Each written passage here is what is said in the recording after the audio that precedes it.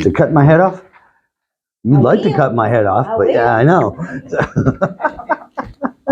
So, And anyways. that's on camera, by the way. Yeah, I know. It's Do fine. we have papers or what? I do not. I have Okay, been. that's fine. I have been slack the last couple weeks. My just schedule wanted to has know. been. He has Well, I not wasn't been here. slack, he ain't been home. My schedule has been incredibly full here Well, I recently, understand that, but I and just wanted to it's check. And lightening up. I got one thing that has ended for a period of time. I'm involved with a grief group that meets once a week for 13-week sessions, and that the last one was this week, so we won't start again on those until January. So I got a couple months of that, so that'll You make don't have to things explain easier. yourself, Okay, but- good. Thank you. Yes, So, I just but wanted to know. anyways, yeah. So Oh, I will. understand. I I've will- been there, done that, Bruce. Yeah. You just don't, well, you do know, I guess. Yeah, I will hopefully have some. I won't guarantee I'm going to have some next week, but I will hopefully have some next week. So this, but anyways, so okay, all right. So, morning. Good morning. That was Danny. That was you. All right. So I think I've been writing on last week that. we finished up talking. Well, yeah, we kept going through the life. We didn't finish up the life of Moses. Let me retract that. But we talked in. See, and I don't have notes, so I can't remember. We did Exodus 19, and we're skipping ahead some, okay? Because they're at Mount Sinai, and we talked about that and got through, and then God calls Moses up on Mount Sinai and gives him the laws and stuff. And it starts out with the 10 Commandments in Exodus 20.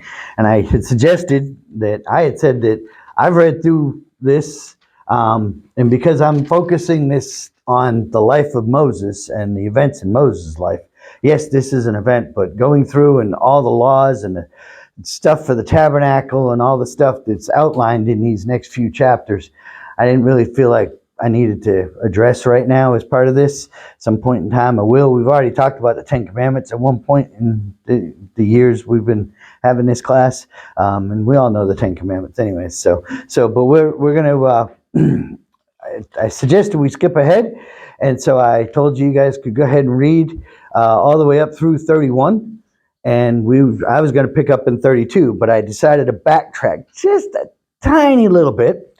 And we are going to talk about, we're going to start in Exodus 31, starting in verse 12.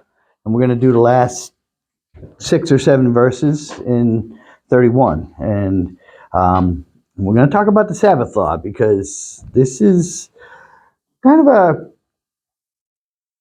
controversial thing. And yeah, I know it's not really part of the life of Moses, so I don't want to spend a whole lot of time on it, but I do want to just kind of throw it out there and stuff. So if you want to read 12 through 18, that would be great.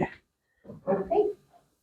And the Lord spoke to Moses, saying, Speak also to the children of Israel, saying, Surely my Sabbaths you shall keep, for it is a sign between me and you throughout your generations, that you may know that I am the Lord who sanctifies you. You shall keep the Sabbath, therefore it is holy to you. Everyone who profanes it shall surely be put to death. For whoever does any work on it, that person shall be cut off from among his people. Work shall be done for 6 days, but the 7th day is the Sabbath of rest, holy to the Lord. Whoever does any work on the 7th day, he shall surely be put to death. Therefore the children of Israel shall keep the Sabbath, to observe the Sabbath throughout the generations as a perpetual covenant. It is a sign between me and the children of Israel forever. For in 6 days the Lord made the heavens and the earth, and on the 7th he rested and was refreshed. And when he had made an end of speaking with him on Mount Sinai, he gave Moses 2 tablets of the testimony, tablets of stone written with the finger of God. Okay. All right. And again, I don't want to spend a lot of time on this, okay? But do you guys still keep the Sabbath? you follow the Sabbath restriction here? Yeah, pretty well, yeah. Pretty well? Oh, he tries. Okay. All right. So now we know that by Jesus coming and fulfilling all of the laws and everything, that a lot of the laws and stuff, we're not under the old covenant, this old covenant, and that the laws were giving as a reason for us to see our need for Jesus. And that there was no way that we could keep the laws and that we could be righteous in God's eyes and everything like that. Okay, but the Sabbath one, I think, is kind of something we saw in Jesus's day, even that it was being taken really ridiculously. Because I mean, by the law here. He got in trouble. Well, yes, by the law, they should have, when they questioned Jesus for healing that man on the Sabbath, they should have immediately stoned him, because he should be put to death. So they weren't following the laws, the rules, all the regulations, even though they say they were. The Pharisees and the Sadducees and all that, they said they were, but then they took it like way too far. I mean, you couldn't even walk. You couldn't. I mean, I don't really consider. Taking me in all day? I mean, yeah, you really. I mean, and like Jesus said, if your cow falls into a ditch, aren't you going to go get him out on the Sabbath? I mean, it's like, right. They'd be all for that. yeah. I mean, so it's and yet they're giving him grief because he healed somebody, and so whatever. But he also plucked some food off or something, didn't it? When there's something about food, grain or something. I guess the disciples did pick some grain as well, and stuff, and so they questioned him on that and stuff, and so, but so it was being taken care of. But yes, it says here not to do any work. Okay, not to do any work on it. Now, to me, here's where my take is, because I've had people ask me, well, do you keep the Sabbath? Do you do this? And Hank, I praise you and I'm proud of you and happy for you that you regard it, but I don't know how detailed you get with it, or if you don't lift He just it. doesn't want to do some chores. Okay. So, but my take on this is that, and because we also, we have things like hospitals and first responders and military and all this stuff that just doesn't really stop. It's 24 hours, 7 days a week kind of thing. And so,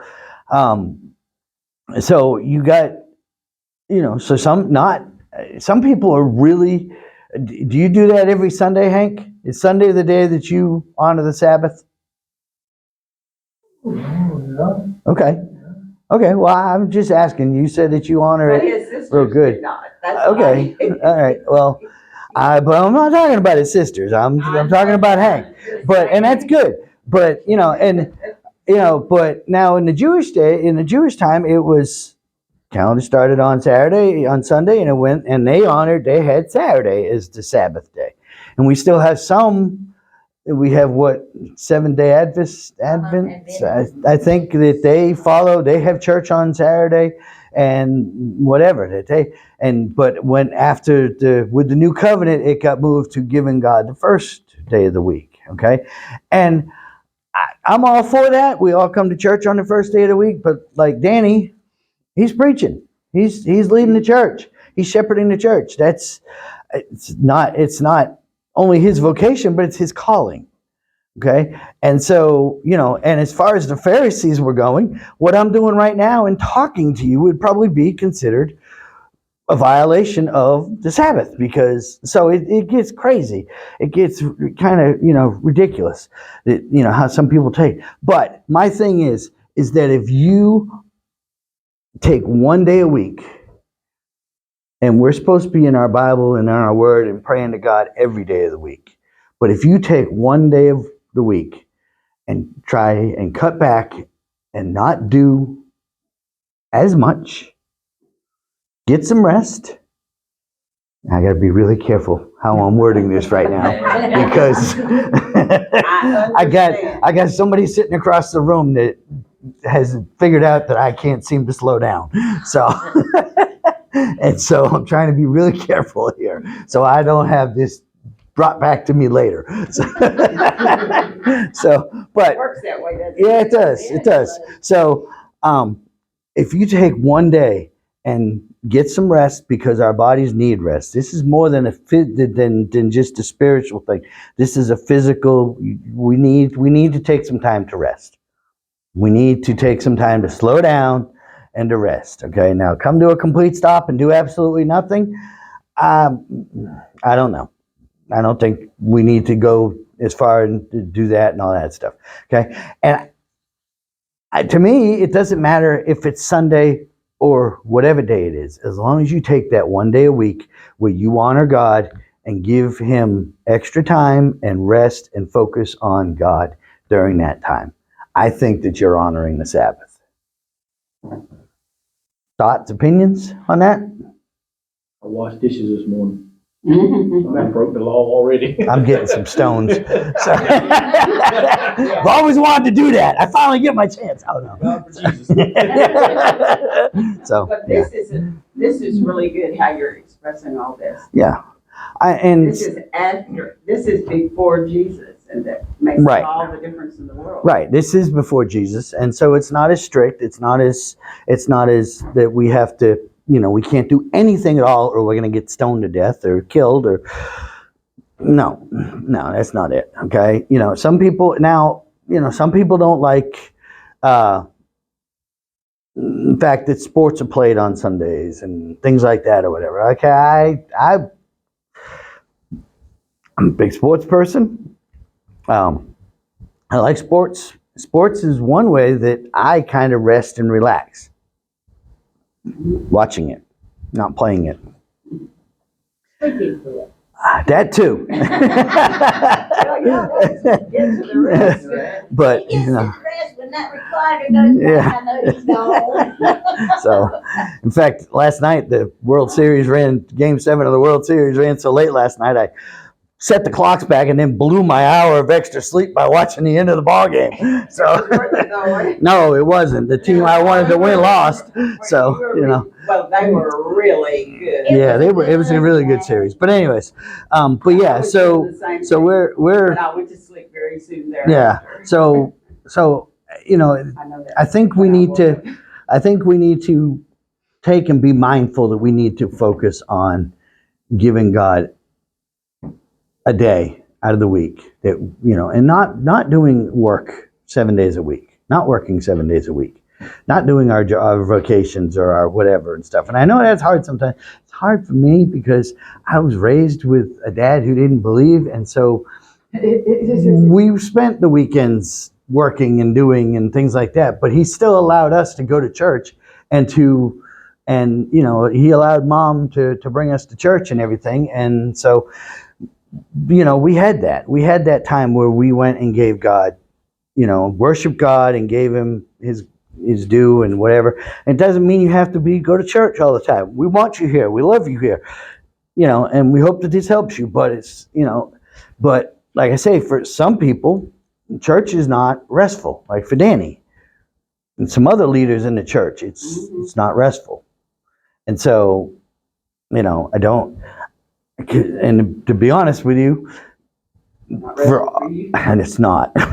You have too many responsibilities. Thank you very much. Yes. Been there, done So, that. but yeah. So we're we see that, and so as long as you're taking at least one day a week and you're slowing down and focusing some extra time, more than what you would normally give God, on the Lord, and I think that's keeping the Spirit.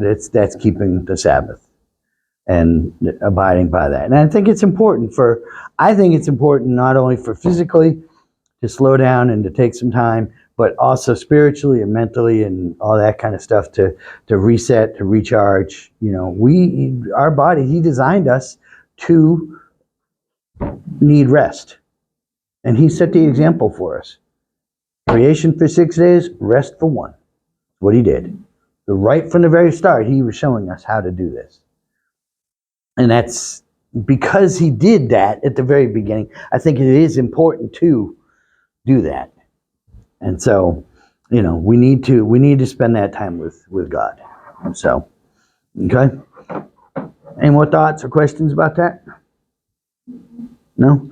All right, so that being out of the way, one last thing I wanted to point out, and I don't know if you guys did go back and read the last chapters or whatever, but he's got 2 stone tablets with the laws on it? Who wrote those? I did. With his finger. Right. The finger of God did that. Okay? All right. So, because some people will say, oh yeah, well, Moses wrote the 10 Commandments. No, he didn't. He carried them. He carried the laws that God wrote. So, okay? Must have been kind of cool to see God chisel all that stuff out of the stone and everything, you know. But anyway, so, all right, so 32. This is the gold calf. All right, so I do want to cover the whole chapter, but I don't think we're going to read the whole chapter. All right, so can you read 1 through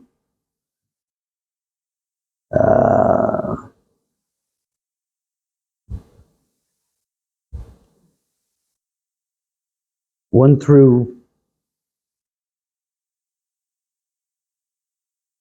Marie Hoover. go for it.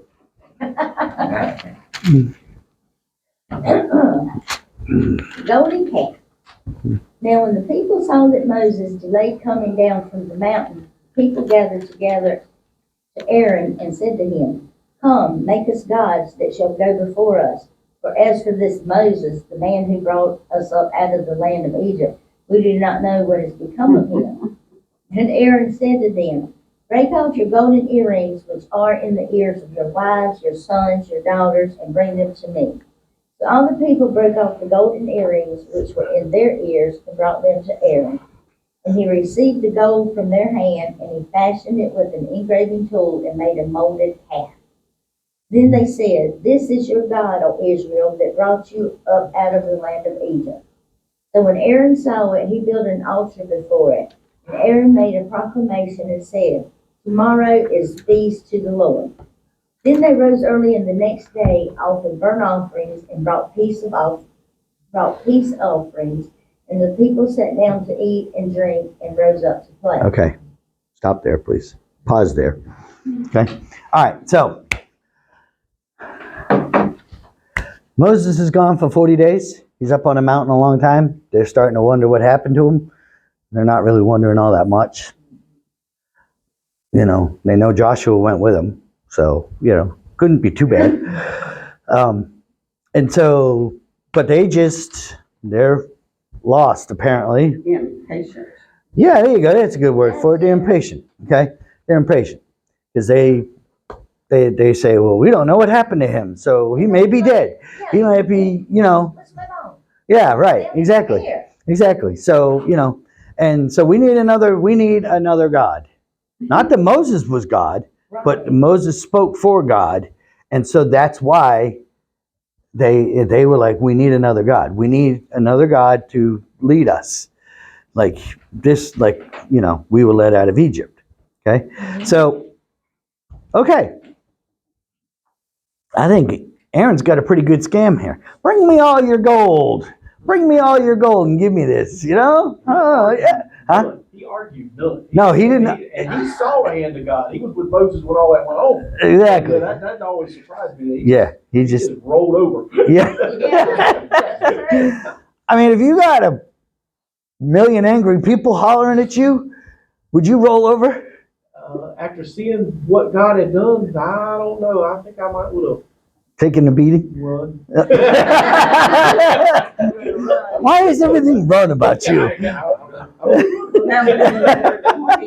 Well, yeah. So, but all right. So he tells him, you know, and so he gets him to bring the gold, you know, and so you know, hey, maybe, you know, did he use all that gold to fashion the calf, or did he, you know, Never mind. Probably not. It doesn't say that, so I'm not putting that into it. But seems like a pretty good scam to me. You know, they want a god. Okay, bring me all your gold. I'll make you a god. So, you know, but here's my little He cut was for doing it. thinking, how can I get the gold or something? Yeah, right, you know. So, but, you know, that's kind of what occurred to me in one of the, you know, readings of this.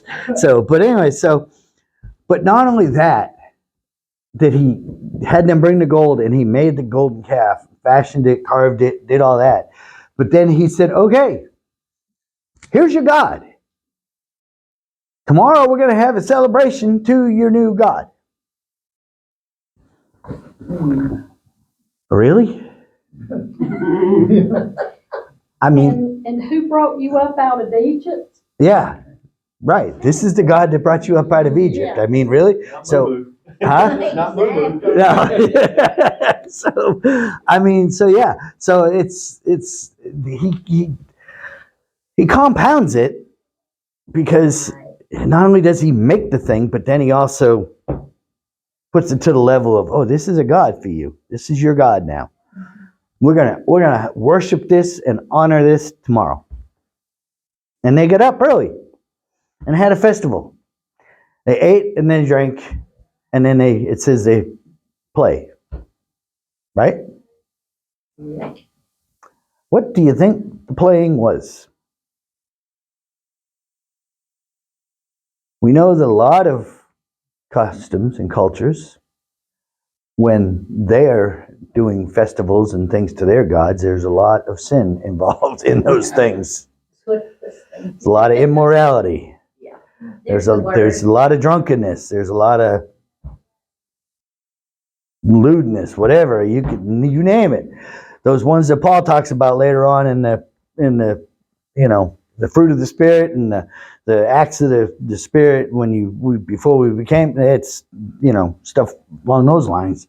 You know, he's talking, you know, Paul's talking in his letters about the things we used to do. And so they're doing it. Here they've been rescued. Here they've been brought out. Okay? And Moses is gone 40 days total. So from the last time that they saw God on Mount Sinai, and we just saw that, where God came and spoke on Mount Sinai, and everybody heard it and saw it. Mm-hmm. So they knew 40 days passes, and now they're begging for another God. Now, before we go getting too harsh and critical on them,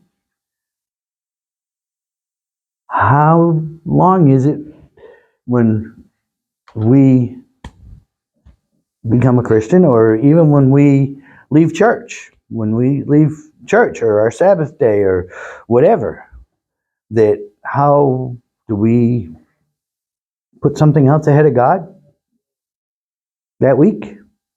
We make something more important to God, whether it's job, family, hobbies, could be anything. I wouldn't say as deliberately as that. Not as deliberately as this, but it is easy to do, is it not? Yeah. Yeah. I don't think I've burned an offering to my super bid any time that I can remember. No, I would hope I not. didn't go that far. Yeah. So, but yeah, and so I mean, you know, yes, this is very deliberate. And this is very. on God either. We don't like waiting on God. Exactly. Waiting is So. probably some of the problem. They're spoiled. They're idle. Mm. They don't have anything to do. And Yeah. we gotta go back Yeah. to how long they were in captivity, we're free. Right. What are we gonna do? All you got to do is go out and pick the bread up off the ground every morning, and you know, Right. we're done. You know, yeah, I get what you're saying. Boredom is a big problem. You know, so but yeah, so we see that. So but it's just something that, you know, do we know? Do we keep? Are we conscious of when we're putting other things ahead of God in our lives? And, you know, impatience and waiting on God, especially if we're praying for something, if we're praying for our children or something in our life that we want to see God move in and it's not happening right away, do we get impatient? I know I have a lot of times. Okay, God, you obviously don't want to handle this. I'm going to take this back and I'm going to do it. I'm going to mess it up, but that's not what's going through my mind. Okay. And there's a couple things there. First of all, we're saying God doesn't know what he's doing, which that's ridiculous. And secondly, we're not giving God the chance to move. And sometimes in the waiting, Mm-hmm. I just say this out loud. Not, in the past, I've been like, okay, guys, obviously you don't want to do that. How about this? Yeah. Yeah. Yeah. Kind of just flip it around a little bit, think about this. Yeah. Instead of asking him what he wants. Yeah, trying to get him to Yeah. move in the way Right. I want him to move. And now, yeah. But we So- as Christians, we have a big advantage over them because we have the Holy Spirit. So Yeah, we we have do. conviction, Mhm. where they were just, Yeah, yeah. this is true. Yeah. Yeah. That is true. Yeah. Because when I do find myself putting things before, and I do, that I am slapped down about it. Yeah. So, yeah, exactly. I think about it in the moment, but right. So, exactly. So, okay. All right. So let's, all right. So, no, I'm going to kind of skip ahead here because I'm running out of time. So now, in starting in verse 7 and going through the next little bit here, God is aware of what's going on. God is aware of what has happened down there. And he's aware that the people are celebrating and everything. And God tells him, God tells Moses about it. He says, they're stiff-necked people. Can we be accused of that sometimes? Are we stiff-necked? And we don't want to change. We don't want to, So I really hope that God doesn't say that about me, but I know family says that about me. So hard-headed, stiff-necked, same thing. So, but yeah, so he in verse 10, God tells him, now therefore let me alone, and that my wrath may burn hot against them, and I may consume them, and I will make you a great nation. Okay? there is why I think God is a man. When a man gets mad, he will be left alone. When a woman gets mad, she wants to argue. That's right. No, you don't hear this. Man just wants to go somewhere before we destroy something that we've got to fix. Exactly. Can I remind you that your mother watches these?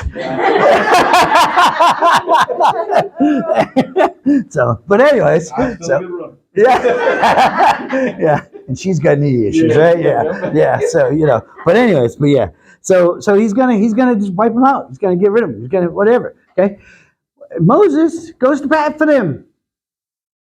He tells God. He says, whoa, hold up. He says, he doesn't plead for their lives just based on because they deserve it, because they don't deserve it. What they're doing is wrong. They're sinning. They've created idols. They're literal idols, and stuff. And so, he's so okay. Moses pleads for him. He pleads that what will it say about God if God led them out of Egypt, did all this work, 40 days, 40 days, and we already had another month that went by. About 3 months later, God wipes them out after doing all that to get them out and everything. And the enemies of God would celebrate in that and would be really, really happy about that. And Moses talks to God about that and tells him that. And so he gets and he says he gets God doesn't change his mind, but God relents and changes course of action. He's not gonna wipe them out now. Okay, so if you're Moses, do you plead with God for these people, or do you say, "Go ahead and wipe them out"? No, yeah, no problem. It's gonna make my life a whole lot easier. I just go worry about myself. I mean, but obviously Moses has a good heart and is a good leader. You know, it's like those in the church, leaders in the church, are called to pray for the church and to pray for the church family and to intercessory prayer for them and everything. And that's what we all need to be doing. We all need to be praying for each other and stuff. And so, That's compassion, and that is a gift. But people don't have much compassion. true that. Seems to be Yeah. less and less of it in the world. Well, yeah, exactly. So, all right. So he goes back. He tells Moses to go down there and see what's going on and all this stuff. Okay. So he goes back down and he comes back because Joshua isn't with him all the way up there. He gets back up and catches back up with Joshua. Joshua's kind of waiting out a little bit because he can't exactly be right there where Moses is. And so Joshua hears the noise in the camp and says, uh-oh, they must be in war. He says, no, that's not a sound of war. That's the sound of celebration, revelry, and celebration and everything. And so they get down there, and in verse 19, so it was as soon as he came near the camp that he saw the calf and the dancing. So Moses' anger became hot, and he cast the tablets out of his hands and broke them at the foot of the mountain. Uh-oh. Moses is hot. And would you consider this a sin? Anger is okay as long as it doesn't cause you to sin. Would you consider breaking the tablets with God's laws that took 40 days to make? Finger to right. Yeah. Would you consider that a sin? Yeah. Yeah. No question. So we know that Moses is not a perfect leader here. Okay? So, and There's nobody perfect. there's nobody perfect, exactly. And He wasn't finished after he broke it. no, he wasn't. But and then at some point he's got to go back up on the mountain for another said period of days while God writes a new set of laws all over again. And we'll get to that at some point. Okay? So and then in 20, then he took the calf which they had made and burned it in the fire and ground it to powder. And he scattered it on the water and made the children of Israel drink it. And Moses said to Aaron, what did these people do to you that you have brought so great sin upon them? Okay, now Deuteronomy 9. Yes, Deuteronomy 9 also talks about this encounter, this event. And it gives more details because this is basically Moses speaking and he's recounting a lot of what's going on. Deuteronomy is kind of like his letter, his closing letter or his closing speech or whatever. A lot of that is where he's telling the people, trying to encourage them to go on into the promised land, even though he's about to die. And he's not going because God has told him he can't go. And they're getting ready to go. Joshua's going to take over and they're going to go. So Deuteronomy 9 is where it talks about this.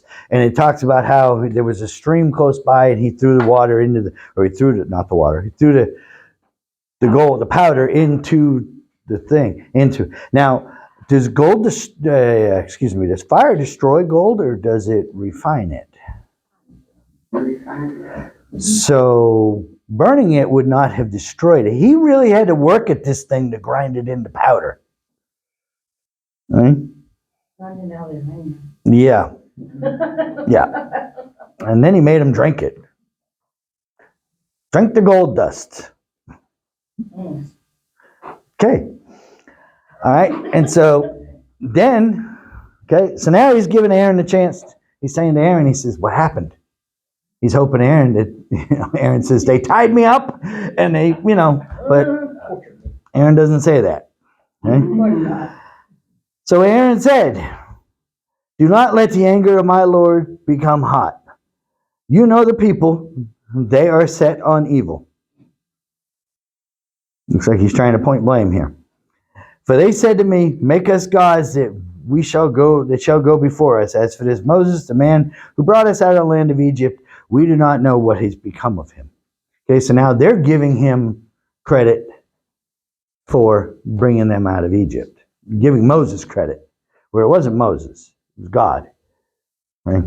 God led them out. God was the pillar of fire before them, and the dust and the cloud, the smoke. And I said to them, whoever has any gold, let them break it off. And they said, they gave it to me, and I cast it into the fire, and this calf came out. It just came out. Wow. All by itself, right? No warning. So is Aaron sinning? Oh, yeah. Yeah. First of all, he's trying to not take blame, because he's not saying I made the calf. He's saying the fire made the calf. This miraculous thing happened, so why wouldn't we worship it? Why would we not worship this thing? And so I think I'm going to stop there on the lie, because it's 10:40. Okay? And we'll pick up next week at verse 25. So, because there's some more stuff that happens here in this thing. Okay? Stuff that I don't know it's been a long time since I've seen the movie that they used to play every year, but I don't know that this next part is depicted all that well in the movie. So, I don't know. So, well, no, I'm talking about the judgment. The judgment. So, Yeah. but anyway, so yeah. So, but yeah. So we're gonna, and then we'll get to where we'll get into chapter 33 where Moses is gonna ask to see God, His glory, not just seeing Him, because it says that God has talked to him like a person would talk face to face, but where Moses wants to see His glory. So there is a difference between hearing God and being in the general presence of God, but seeing Him. And so that's where we'll pick up next week. Try to get through both of that. So, okay. All right. Stayed up late for that. Okay.